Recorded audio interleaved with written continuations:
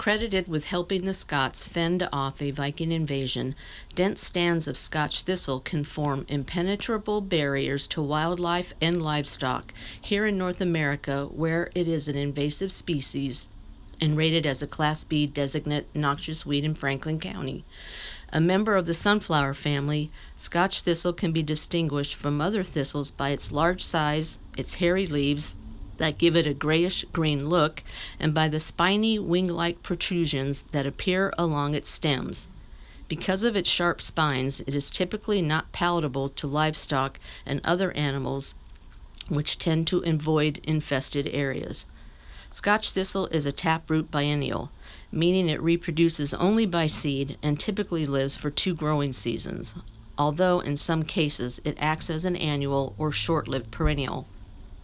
In its first year, it produces a broad rosette that can grow as wide as 6 feet. In year 2, the plant bolts, growing up to 12 feet tall and producing flowers that crank out tens of thousands of seeds. The seeds can remain viable in the soil for more than 20 years, making Scotch thistle a very difficult, invasive plant to eradicate once an infestation gets a foothold. Because of seed longevity, it is important to monitor your land so you can detect an infestation early before it becomes well established and more difficult to control. The good news is that well-timed chemical and mechanical controls are effective in managing Scotch thistle.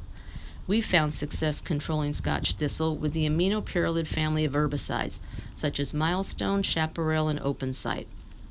Always read the product label before applying any herbicide and be aware of weather conditions and of your surroundings, such as other susceptible plants, trees, and crops. Also, be sure to add a surfactant to help penetrate the plant's hairy leaf surface.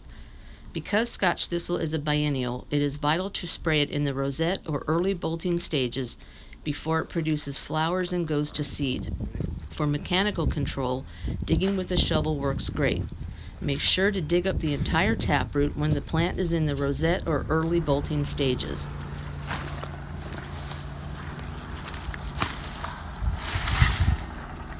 It may be hard work, but it sure is effective. Contact us for help managing Scotch thistle and other noxious weeds. We would be happy to assist in developing a weed management plan that fits your situation.